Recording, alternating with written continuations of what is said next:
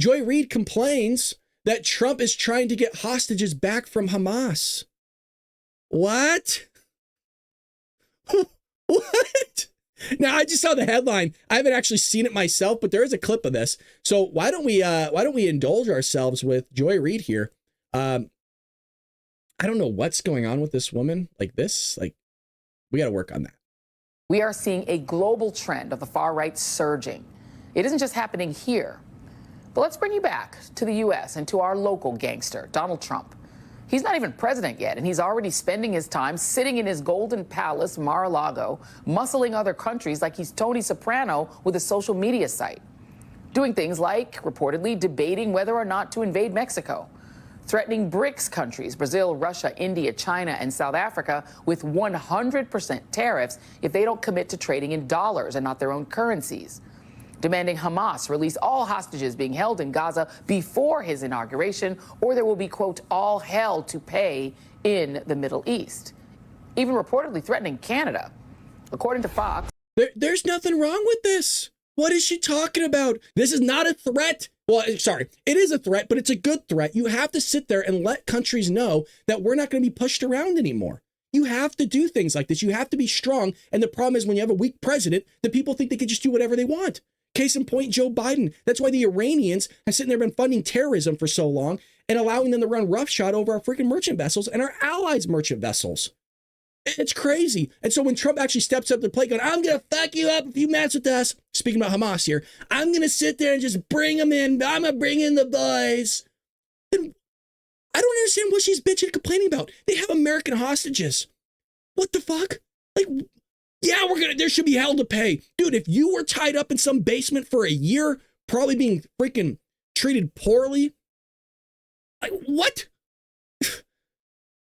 Canada.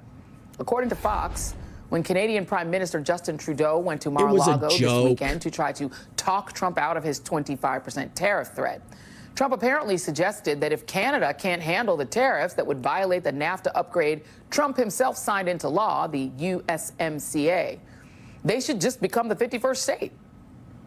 Just become this 51st state instead and allow Trudeau to be reduced to governor of the state of Canada, which caused the prime minister and others to laugh nervously. You notice that laugh nervously, sources told Fox News. Well, yeah, there is going to be a little bit of nervous laughter because, again, that's part of Trump's charm, if that's what you want to call it, of, wait, is he joking? Is he serious? And that's what you want.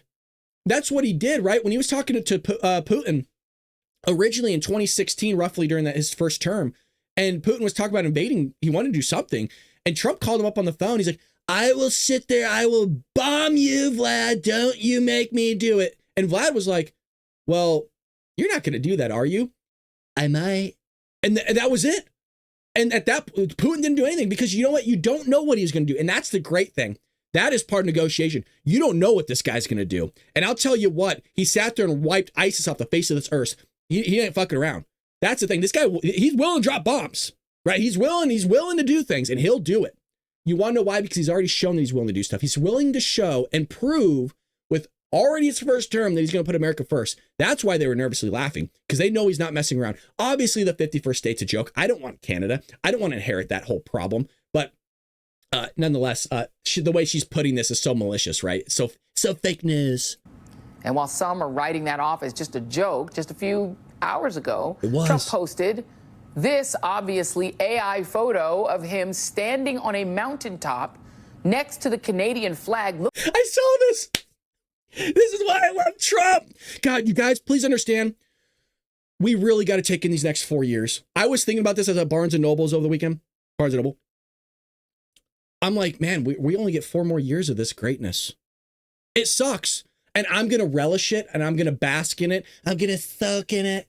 This is freaking hilarious. And this is the stuff I'm going to miss.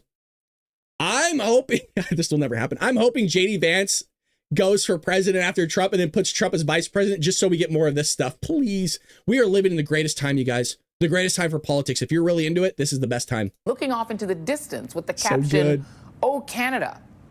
And for the record, he appears to be looking at the Matterhorn, which is on the border between Switzerland and Italy, not Canada. Oh, and let's not forget, this is the same Donald Trump who at one point seriously wanted to buy the nation of Greenland, even possibly trade it for Puerto Rico. I wonder what this guy has against Puerto Rico. I'll just keep noodling on it. I'm sure Oh, shut up with your smug shit. It's a joke. Calm down, you psycho. God. Oh, Puerto Rico. Shut up. God. They can't joke. That's the problem with these Democrats on the left. They can't take it.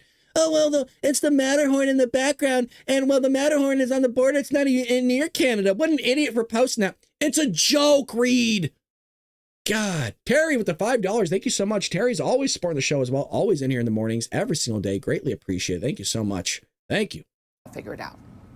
Bottom line, this is how Trump operates on the world stage. He acts like he's everybody's boss, like he's the king of the world, which is bad news for basically everybody, unless your name is Vladimir Putin, the boss to Trump's underboss. The question now is, will any other leader stand up to him? And who? Who becomes the leader of the free world when Donald Trump ends Pax Americana as we know it? As Nicholas Grossman writes for The Bulwark, there is no undoing damage in history. It is up to those with power and influence to limit it now, and up to future generations to deal with it later. The post-Cold War international system has serious flaws, but at least there are clear enough rules that charges of hypocrisy mean something. Even rules more honored in the breach will be preferable to the lawlessness Trump's second term could invite.